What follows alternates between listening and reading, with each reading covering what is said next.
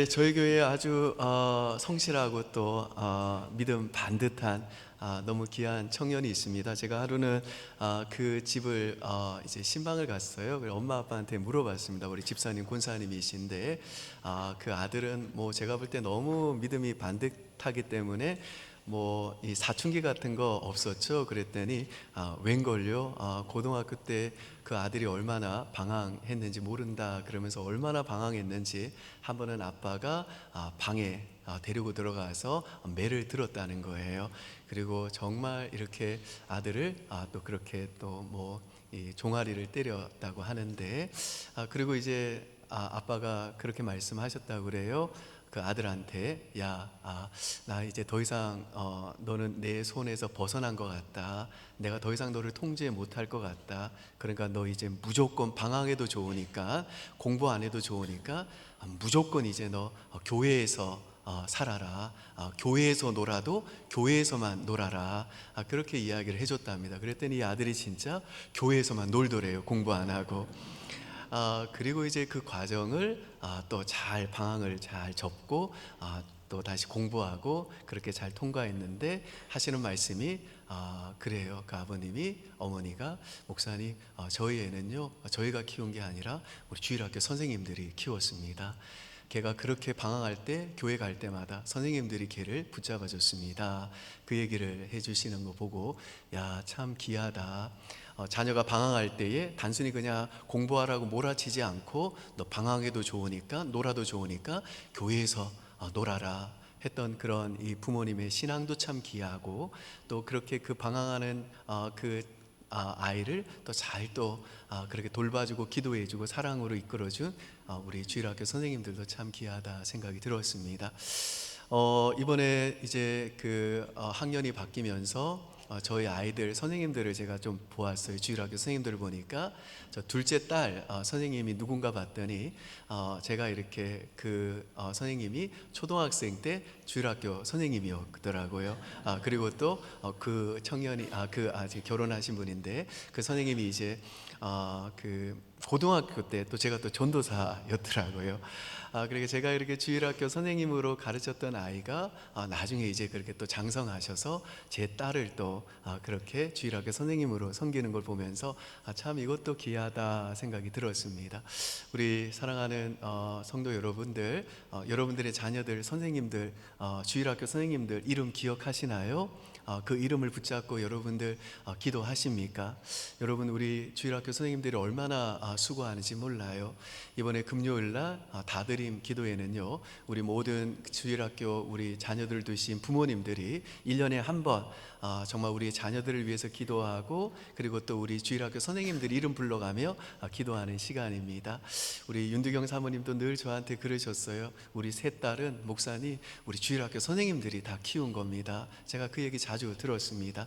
우리 귀한 우리 주일학교 선생님들 생각하시고 또 이름 정도는 꼭 기억하시고 날마다 여러분의 자녀들을 위해서 그 선생님들을 위해서도 기도해 주시고 이번 다드림 때 금요 철야 때 오셔서 또 함께 또 그렇게 자녀들과 주일학교 선생님들을 위해서 좀 기도해 주시는 부모님 되었으면 좋겠습니다. 또한 우리 부모님들이요 자녀들에게 줄 수 있는 최고의 신앙 유산은 뭐냐면 부부가 행복하게 사는 거예요. 그런 점에서 이번 또 가정학교 여러분들 많이 신청하셔서 정말 행복한 부부로 내가 자녀들에게 어떤 부부로 살아야 될지 아버지로 살아야 될지 어머니로 살아야 될지 또 하나님의 은혜를 경험하는 그런 복된 시간 되셨으면 좋겠습니다. 이 고린도 전서는요, 이 사도 바울이 자신이 개척한 고린도 교회에 보낸 편지입니다. 오늘 본문에 보니까 이 바울이 이 고린도 후서에서 이제 추천서 이야기를 하고 있어요. 1절 한번 보시죠. 1절 여러분이 있습니다. 시작. 우리가 다시 자천하기를 시작하겠느냐? 우리가 어찌 어떤 사람처럼 추천서를 너에게 붙이거나 혹은 너에게 받거나 할 필요가 있느냐? 이 추천서가 뭐냐면요 이 초대교회 시대에 어떤 떠돌이 설교자가 교회에 와가지고 야, 내가 설교자다, 교회에서 말씀 좀 전하게 해주라, 그러면 뭐 아무나 설교시킬 수 없잖아요. 그래서 필요했던 게 추천서였어요. 그 설교자가 그 예루살렘 교회에서 발행해준 뭐 추천서나 혹은 베드로 같은 사도가 써준 그 추천서를 가지고 있으면 교회가 안심하고 설교를 시켰어요. 그런데 지금 고린도 교회 안에는 거짓 교사들이 몰래 침투해 들어와 있었습니다. 그래서 이 거짓 교사들이 이 고린도 교인들에게 야, 바울 있지? 너네 교회에 이 개척한 바울은 다른 사도들처럼 예수님과 함께 있던 사람이 아니야. 그러니까 바울은 사도의 그 자격이 없어. 게다가 바울은 우리처럼 추천서도 없는 사람이야 라고 이 고린도 교인들을 선동해 가지고 이 바울과 고린도 교인들을 틀어지게 만든 거예요. 그래서 고린도 교인들이 그 거짓 교사들의 말을 듣고 바울한테 당신이 우리 교회 와서 이제 설교하려면 예루살렘 교회에서 발행해준 추천서 가지고 와라. 추천서 없으면 당신의 그 사도직 우리는 그 자격을 인정할 수 없다. 그런 거예요. 여러분, 자신이 직접 개척한 그 고린도 교회 교인들로부터 그 사도의 자격을 인정받지 못한 사도 바울의 심정이 어땠을까요? 마음이 찢어지게 아팠겠죠. 마치 그 자식이 부모를 인정하지 않는 것 같은 그런 마음의 고통을 느꼈을 거예요. 사실 이 사도 바울은요, 우리가 잘 아는 것처럼 그 다메섹 도상에서 부활하신 예수님을 직접 목격한 사람이고 그 부활하신 예수님으로부터 직접 사도로 임명받은 사람이에요. 그래서 추천서가 필요 없는 사람이라고요. 그런데 이 고린도 교인들이 이 바울의 이 사도직을 부정하면 이 바울의 그 사도의 그 자격이 없음을 그렇게 말해버리면 이 바울이 그들에게 전했던 복음도 다 무효가 되잖아요. 그래서 오늘 본문에서 바울은 그 고린도 교인들에게 자신의 그 사도권을 변호합니다. 2절과 3절 여러분이 한번 읽어주시죠. 시작. 너희는 우리의 편지라 우리 마음에 썼고 무사람이 알고 읽는 바라. 너희는 우리로 말미암아 나타난 그리스도의 편지니 이는 먹으로 쓴 것이 아니요 오직 살아계신 하나님의 영으로 쓴 것이며 또 돌판에 쓴 것이 아니요 오직 육의 마음판에 쓴 것이라. 이 편지라는 말은 추천서를 가리키는 거예요. 지금 사도 바울이 하는 이 말을 좀 풀어서 얘기하면 이런 뜻입니다. 고린도 교회 교인들아, 내가 너희에게 복음을 전해가지고 너희가 그 복음 듣고 예수님 믿게 된 거고 변화된 삶을 살고 있는 거 아니냐. 그래서 이 고린도 교회도 세워진 거 아니냐. 너희가 그렇게 내가 전한 복음을 듣고 예수 믿고 변화되었다는 것이 바로 내가 너희에게 전한 이 복음이 참된 복음이 맞다는 증거다. 그러니까 나의 추천서는 뭐 사람들이 손으로 돌판이나 종이에다가 쓴 추천서가 아니고 살아계신 하나님의 영이신 성령님의 능력으로 구원받고 변화된 너희 고린도 교인들, 너희들이 바로 내가 사도라는 걸 증명하는, 또 내가 전한 복음이 참된 복음이라는 걸 증명하는 나의 추천서다라고 지금 사도 바울이 자신을 변호하는 거예요. 이게 오늘 본문에서 사도 바울이 추천서 이야기를 하는 배경입니다. 이 시간에는 내가 자격이 없다고 느껴질 때라는 제목으로 우리에게 주는 본문이 우리에게 주는 두 가지 메시지를 생각해 보겠습니다. 첫 번째 본문이 우리에게 주는 메시지는요, 힘들 때 우리를 버티게 만드는 건 상황의 호전이 아니라 하나님의 부르심에 대한 확신이라는 것입니다. 여러분, 지금 사도 바울은 자신이 개척한 그 고린도 교회 교인들이 자신을 향해서 너는 자격 없는 사람이다. 너는 더 이상 우리는 더 이상 너를 자격 있는 사람으로 인정할 수가 없다라고 대놓고 공격하는 것에 대해서 나는 자격이 있는 존재다 나는 계속 살아갈 자격이 있는 존재다라는 것을 증명하고 있습니다. 마찬가지로 오늘 저와 여러분도요, 이 사도 바울처럼 이 자격의 문제로 인한 어려움을 겪고 있어요. 예컨대 내가 회사에 들어갔습니다. 그런데 내가 제대로 된 성과를 내지 못하고 있는 것 같아요. 그래서 내가 자리만 차지하고 있는 것 같고 나는 이 회사에 있을 자격이 없는 존재다라는 생각이 든다는 거예요. 내가 엄마가 되었습니다. 내가 아빠가 되었습니다. 또 남편과 아내가 되었습니다. 내가 좋은 엄마, 좋은 아빠가 되고 싶었어요. 좋은 남편, 좋은 아내가 되고 싶었다고요. 그런데 내가 맨날 화만 내고 자녀를 잘 다룰 능력이 없어 보이고 내가 실력이 없어 보이고 또 돈도 잘 못 벌고 내가 뭔가 못하고 있는 것 같아요. 그래서 자격 없음을 느끼면서 내가 그냥 이제 이 역할 포기하는 게 낫지 않을까? 내가 그냥 이 가정 버리는 게 낫지 않나? 이런 생각이 든다는 거예요. 그래서 여러분, 우리나라 사람들이 우울증도 많이 겪고 자살도 많이 하잖아요. 그런데 이 자살과 우울증의 증상이 뭐예요? 나는 살 자격도 없는 존재다. 이걸 느끼는 거잖아요. 우리 퇴직하신 분들이나 노년에 질병 걸리신 분들도 내가 이제 가정에 아무런 도움이 안 되고 자식들한테 짐만 되는 것 같아서 나는 부모 자격이 없다라고 느낀다는 거예요. 여러분, 그렇다면 이처럼 나는 자격이 없다라는 이 느낌이 드는 이 상황에서 우리는 대체 어디에서 내가 계속 살아갈 자격을 찾아야 될까요? 누가 나한테 너 실력 없다 라고 구박받는 상황에서 누가 나한테 너는 그만 일해라, 너는 일할 자격이 없다, 아빠 자격이 없다, 엄마 자격이 없다 라고 말하는 이 상황에서도 내가 계속해서 그 일을 해나갈 자격을 어디에서 찾을 수 있을까요? 이번에도 보니까 어느 외제차 딜러인데 자꾸만 상사가 너 자격 없다, 네가 무슨 이 일을 할 자격이 있냐, 일 그만둬라, 자꾸 그렇게 괴롭혀가지고 결국 자살했다고 그러잖아요. 정말 온 세상이 나에게 자격 없다 말할 때에도 여전히 내가 살아갈 그 자격을 대체 어디에서 찾을 수 있냐고요. 제가 결론부터 말씀드리면 하나님이 나를 이 자리로 부르셨다. 이 자리로 나를 부르신 분은 하나님이시다라는 이 하나님의 이 부르심에 대한 확신에서 그 자격을 찾아야 된다는 거예요.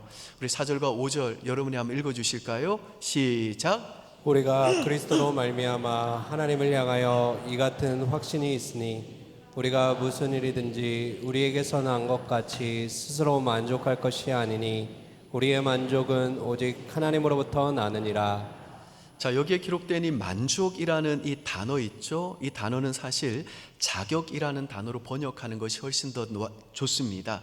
그러니까 지금 이 바울이 하는 말이 뭐냐면 내가 사도가 된 것은 뭐 사람들이 나를 사도로 세웠기 때문도 아니고 내가 뭐 스스로 자격을 부여한 것도 아니고 내가 뭐 사도가 되고 싶어서 된 것도 아니고 하나님께서 나에게 이 사도의 자격을 부여해 주신 거다. 나를 이 사도의 자리로 부르신 분은 다름 아닌 하나님이시다.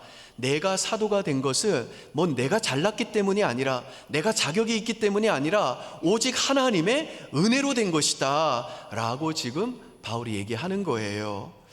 여러분, 지금 바울이 고린도 교인들로부터 너 사도 자격 없어 라고 공격받는 이 상황에서 지금 확신하는 게 뭡니까? 하나님이 나를 그분의 은혜로 사도로 부르셨다는 거예요. 오늘 본문이 우리에게 주는 메시지는 뭐냐면 너는 자격이 없어 라고 외치는, 또 우리 스스로도 나는 자격이 없어 라고 느끼는 그 상황에서 우리가 해야 될 일이 뭐냐? 하나님의 부르심을 확신하는 거라는 거예요.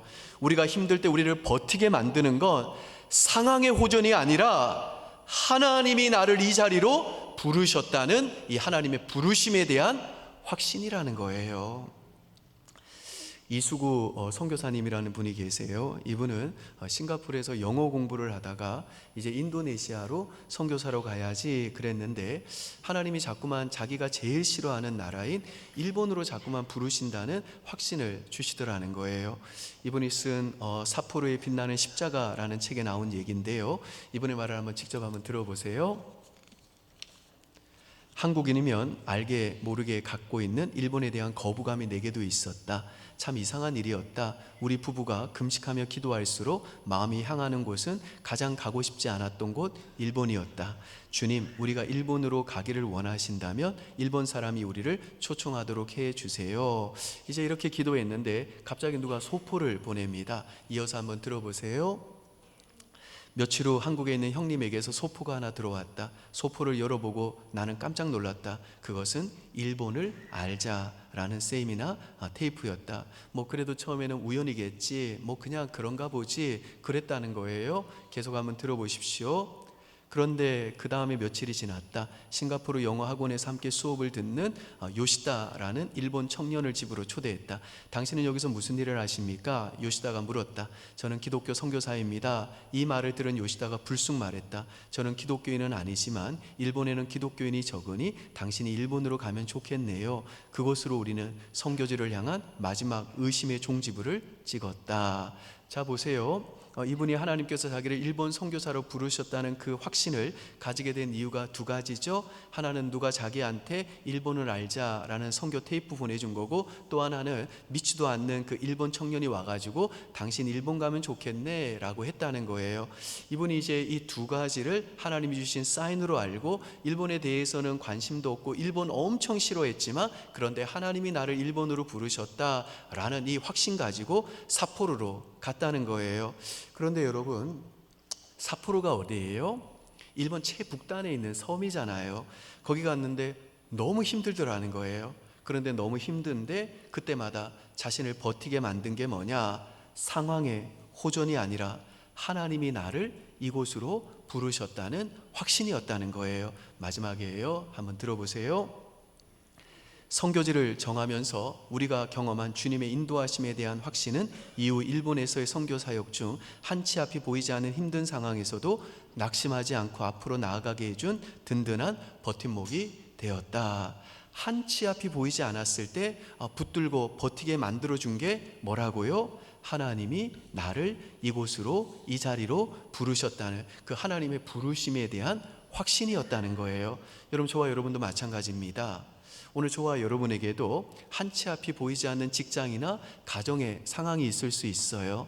그때 우리가 하나님께, 하나님, 이 상황이 좀 호전되게 해주십시오. 내가 이제는 내 자녀를 키울 자신이 없습니다. 내가 이 직장에서 더 이상 못 버티겠습니다. 지금 내가 하고 있는 이 사업, 내가 더 이상 유지할 자신이 없습니다. 내가 이 남편, 이 아내 더 이상 견뎌낼 자신이 없습니다. 내가 이 관계 포기하고 싶습니다. 내가 지금 이 자리에 있을 자격이 없는 것 같습니다. 이런 기도를 쭉 해요. 그런데 하나님께서 그때 저와 여러분을 살리시는 가장 강력한 하나의 확신이 뭔지 아십니까? 하나님이 나에게 이 자녀 맡기셨다는 확신, 하나님이 이 아내, 이 남편 나에게 주셨다는 확신, 하나님이 이 직장, 이 사업장, 이 가정을 내게 주셨다는 이 확신, 하나님이 이 사람을 나에게 주셨다는 이 확신, 하나님이 내게 이 직분 주셨다는 이 확신, 하나님이 나를 이 가정에, 이 교회에, 이 학교에, 이 직장에 보내셨다는 이 확신, 이 확신을 하나님이 우리에게 주신다는 거예요. 그리고 이 확신이 들면요, 하나님이 나를 이 자리에 부르셨다면 하나님이 반드시 일하시리라, 이 믿음 가지고 그 자리를 지켜낼 수 있다는 거예요. 그리고 하나님의 이 부르심에 대한 확신을 가질 때 세상이, 그리고 내 스스로가 나한테 넌 자격이 없어 라고 외치는 그 공격 앞에서도 하나님이 나를 부르신 그 자리를 끝까지 지켜내며 그 자리에서 일하실 하나님을 기대하며 하나님이 내게 주신 그 일을 계속해서 해나갈 자격을 찾게 된다는 거예요. 믿습니까, 여러분? 이 두 번째로 본문이 우리에게 주는 메시지는요, 내가 자격이 부족하다고 느낄 때는 하나님의 은혜를 붙들어야 된다는 것입니다. 여러분, 사실 이 바울은요, 이 다른 사도들과는 달리 예수님의 그 공생애 동안에 예수님의 그 삶과 그분의 죽음과 부활, 그리고 승천하신 일을 직접적으로 목격하지는 못했어요. 이런 점 때문에 바울은 끊임없이 사람들로부터 그 사도직의 이 정당성과 자격에 대해서 공격을 받은 거예요. 게다가 여러분이 잘 알다시피 바울에게는 아주 치명적인 과거가 있었죠. 그는 초대교회 성도들을 열심히 핍박했던 자였잖아요. 예수 믿는 성도들을 잡아다가 박해하며 핍박했어요. 심지어 스데반을 돌로 쳐 죽이기까지 했습니다. 스데반이 그 많은 사람들 앞에서 돌로 죽임을 당한 이 사건은요, 초대교회 성도들에게 엄청난 공포였을 거예요. 그래서 이 스데반의 이 죽음은 그 초대교회 성도들에게 엄청나게 트라우마가 된 만큼 바울에게도 핸디캡이 있었을 거예요. 왜냐하면 이 스데반을 쳐 죽인 장본인이 바로 바울 자신이었기 때문입니다. 그래서 바울이라고 하는 이 영화가 있는데요, 그 영화에 보면 바울이 자주 악몽에 시달리는 장면이 나와요. 꿈에서 그가 죽이고 핍박했던 성도들의 모습이 나와요. 늘 반복적으로 꾸는 이 꿈에서 깨면 바울이 너무너무 괴로워해요. 영화입니다만은 바울도 우리와 똑같은 연약한 인간이기 때문에 자신이 핍박했던 이 가족들 만나면 충분히 그런 악몽도 꿀 수 있고 충분히 그럴 수 있겠다 싶지 않겠습니까? 아무튼 바울은요, 이런 과거가 있었기 때문에 자신의 그 사도직, 자신의 그 사도로서의 자격에 의문을 품는 사람들에게 끊임없이 자신의 사도직을 변호하고 증명해야만 했던 거예요. 여러분, 오늘 여러분들도 바울의 심정을 공감할 수 있을 거예요. 특별히 우리 청년들은요, 더 공감이 될 것 같아요. 왜냐하면 이 청년의 시기는 인생에서 가장 집약된 증명의 시기이기 때문이에요. 우리 청년들은요, 이 다양한 영역에서 다양한 능력으로 자신을 증명해 내야만 해요. 학벌, 경력, 학업, 영어 성적, 이 자격증, 또 인맥, 다양한 재능과 능력, 연봉, 또 외모, 그리고 모든 것을 일관되게 행해왔다는 성실에 대해서 증명해야 된다고요. 그런데 우리는 종종 이 증명할 수 없는 자신 때문에 무너져요. 세상은 계속해서 우리에게 자격을 보여달라고 요구하고 너를 증명해 보라고 요구하지만 우리의 이력서는요, 보통은 초라해요. 여러분, 우리 청년들이 직장 구할 때 이력서를 쓰는데요, 그 이력서를 보잖아요. 얼마나 빽빽하게 촘촘하게 썼는지 몰라요.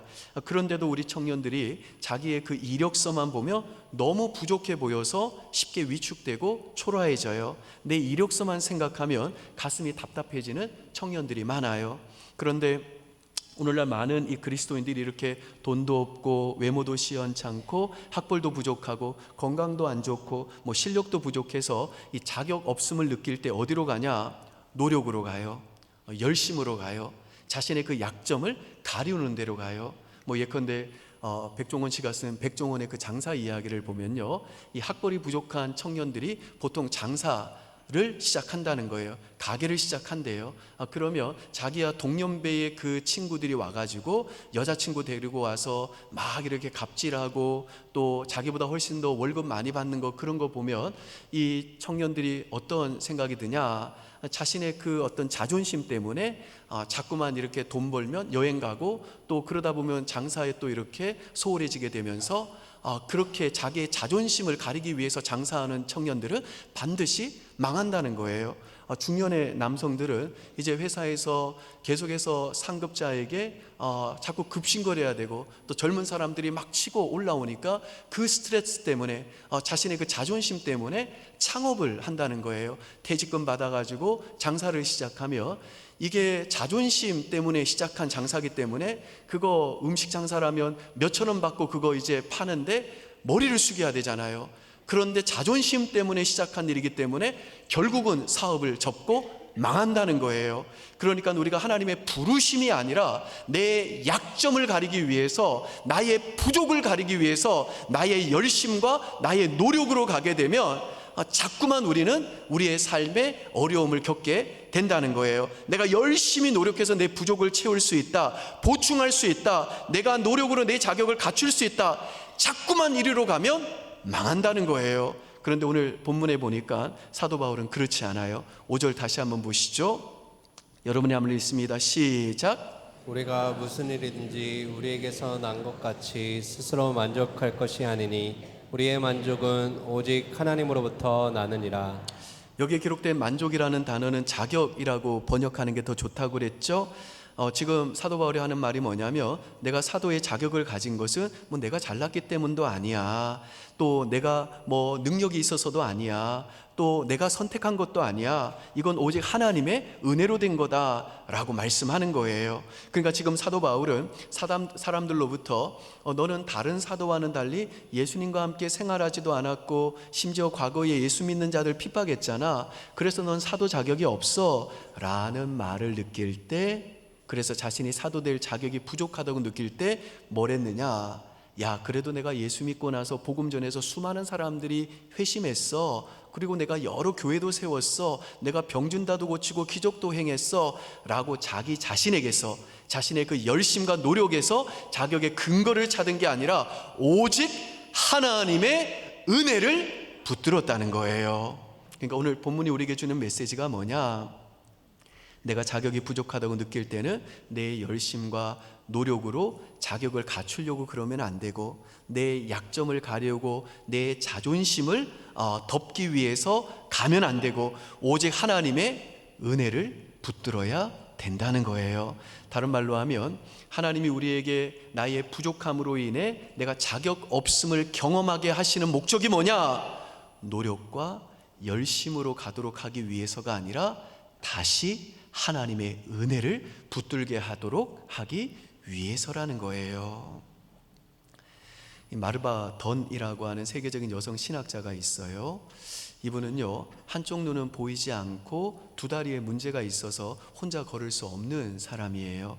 게다가 이 어렸을 때 앓은 홍역 바이러스 때문에 45년 동안 당뇨를 앓고 지냈고요, 극심한 저혈압에 시달렸고요, 가정도 깨어졌고요, 신장을 이식받은 이후로는 정해진 시간에 하루에 11번씩 약을 먹으면서 한평생을 이 열악한 조건 속에서 살아야 했던 여성 신학자였어요. 그러다가 이제 이분이 몇 년 전에 돌아가셨는데요, 이분이 이런 인생을 사셔서 그런지 몰라도 이분은요, 약함에 대한 아주 예리한 통찰력을 가지고 계셨어요.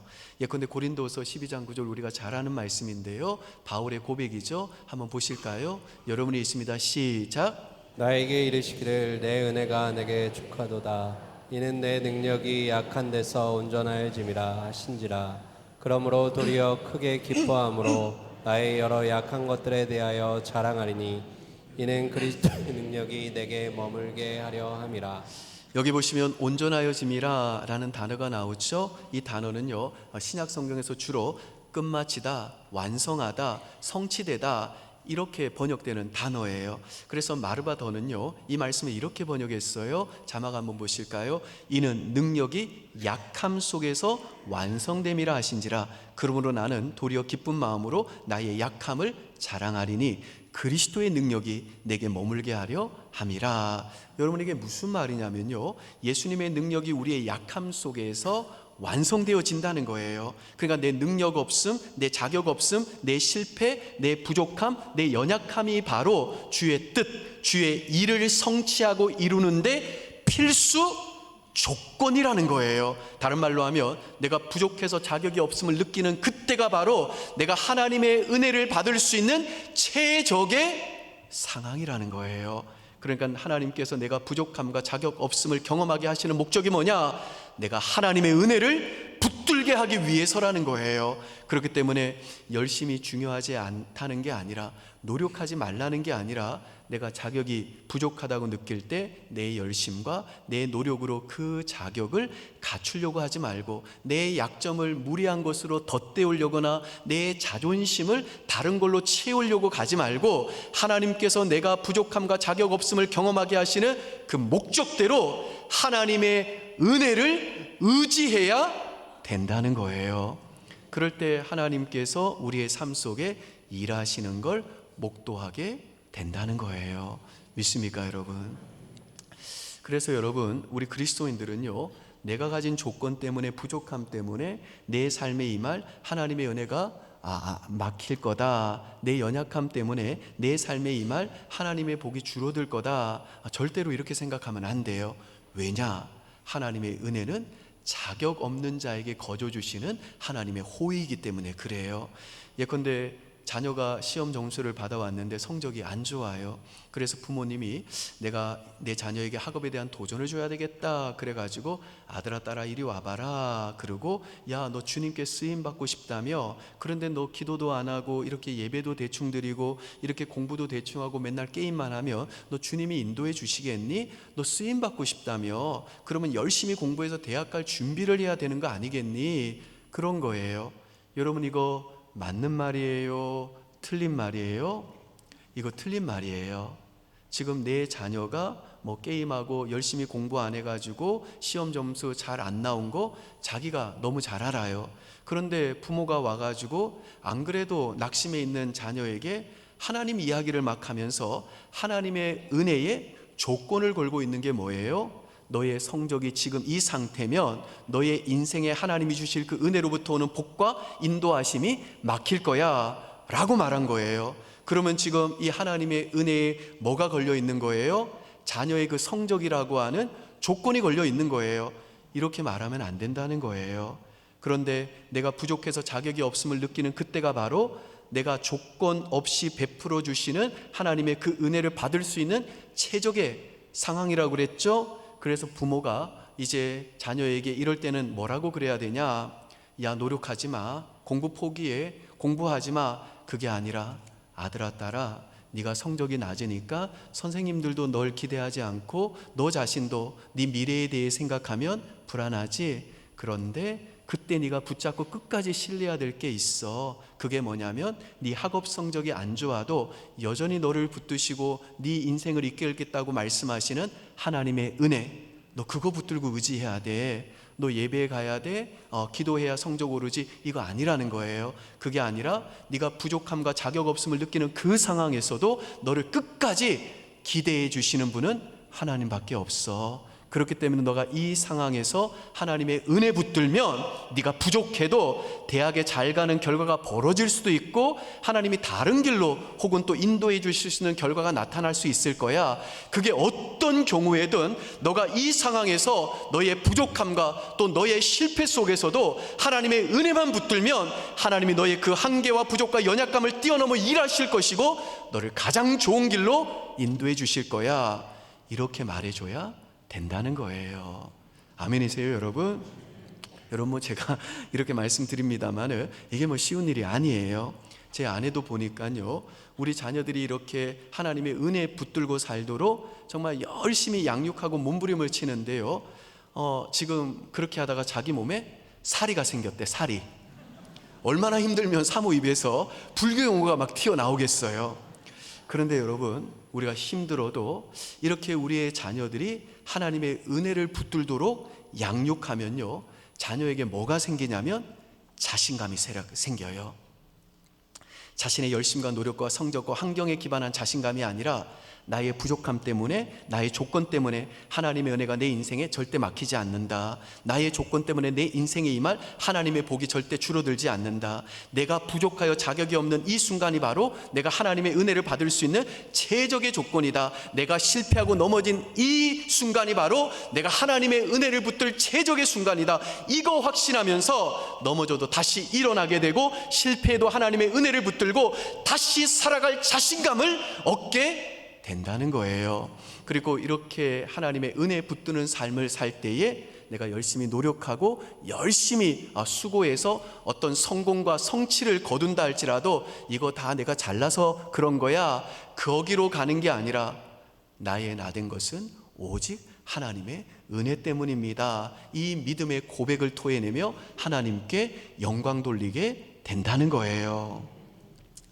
여러분, 우리 청년들 중에 보면요, 나는 싱글이고 지금 홍기가 늦었고 배우자가 없기 때문에 내 미래는 어두울 거야, 외로울 거야 그러는데, 이거 지금 하나님의 은혜를 뭘로 막고 있는 거예요? 내가 지금 싱글이기 때문에 내 인생에 하나님의 은혜가 막힐 거야 라고 하나님의 은혜를 싱글이라고 하는 조건으로 막고 있는 거예요. 내가 지금 열심히 돈 벌고 있지만 이 연봉으로는 절대 행복 없어, 절대 하나님의 인도하심 없어. 그러면 이건 뭐예요? 지금 돈이라고 하는 조건으로 하나님의 은혜를 막고 있는 거예요. 나는 대학을 안 나왔기 때문에 혹은 이 학벌 가지고는 내 인생길 안 열릴 거야. 그러면 여러분 이건 뭐예요? 학벌이라고 하는 조건으로 지금 하나님의 은혜를 막고 있는 거예요. 나는 이 외모로는 취업도 안 되고 결혼도 못 할 거야. 그러면 이건 뭐예요? 내 외모라는 조건으로 하나님의 은혜를 막는 거예요.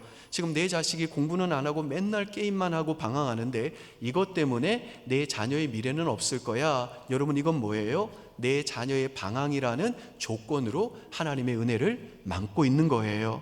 그런데 지금 내 조건이, 내 자녀의 조건이 하나님의 은혜를 막을 수 있는가? 절대 그렇지 않다는 거예요. 그래서 오늘 저와 여러분이 이 예배를 통해 확신해야 될 게 뭐냐?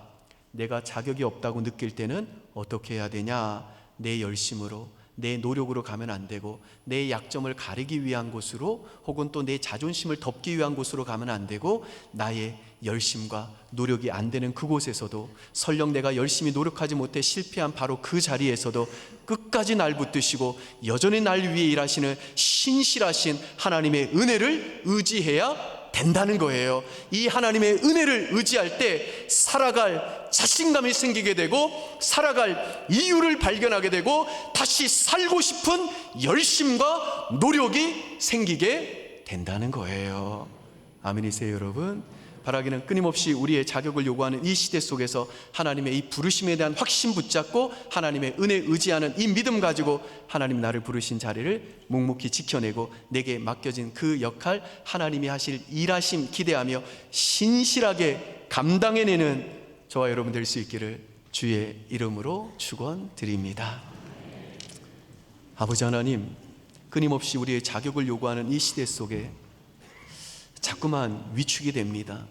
나이가 들어가고 또 실력도 다른 사람이 나보다 월등히 나은 것 같고, 또 왠지 모르게 그래서 비교 당하는 것 같고, 그래서 자꾸만 위축이 되고 자신감이 사라집니다. 살아계신 하나님 아버지, 이런 시대 속에서 우리로 하여금 다시 한번 하나님의 부르심을 확신하는 은혜 주시옵소서. 지금 내 삶의 이 스테이지로 나를 인도하신 분이, 그것이 퇴직이든 혹은 그것이 노년이든 나를 이 자리로 부르신 분은 하나님이시고, 하나님이 나를 이 자리로 부르셨다면 거기에는 반드시 하나님의 선한 계획과 일하심이 있을 거다. 이 믿음 가지고 일어나게 도와 주시옵소서. 학벌로, 외모로, 연봉으로, 또한 자격증과 여러 가지 인생에 갖추어야 될 것들을 갖추지 못해 지금 고통 중에 있고 열등감에 빠져있는 주의 청년들 긍휼히 여겨주십시오. 하나님의 은혜 붙들고 일어나게 도와 주시옵소서. 그 은혜 때문에 다시 살 자격이 있음을 확인하게 하시고, 살아갈 이유를 발견하게 하시고, 그 은혜 때문에 열심히 노력하게 하시고, 충성스럽게 맡겨진 그 자리에서 최선을 다해 살아갈 수 있도록 주님 도와 주시옵소서. 하나님께서 우리에게 이 은혜 주실 줄 믿고 이 모든 말씀 예수님 이름으로 기도합니다. 아멘. 우리 다 함께 자리에서 일어나셔서 하나님께 찬송하시겠습니다.